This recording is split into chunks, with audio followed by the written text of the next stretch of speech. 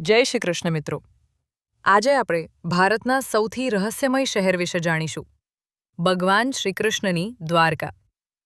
શું ખરેખર 5000 વર્ષ જૂની આ નગરી સમુદ્રમાં સમાઈ ગઈ હતી?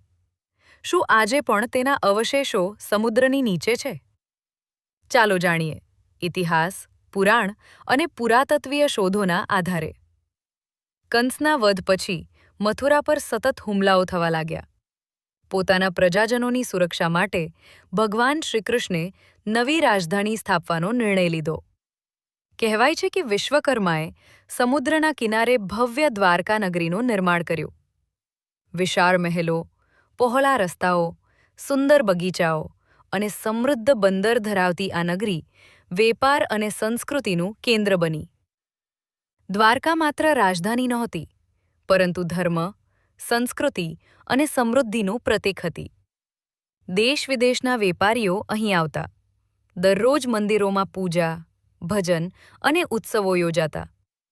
આજે પણ દ્વારકાધીશ મંદિર કરોડો ભક્તોની આસ્થાનું કેન્દ્ર છે. મહાભારત યુદ્ધ પછી સમય પસાર થયો.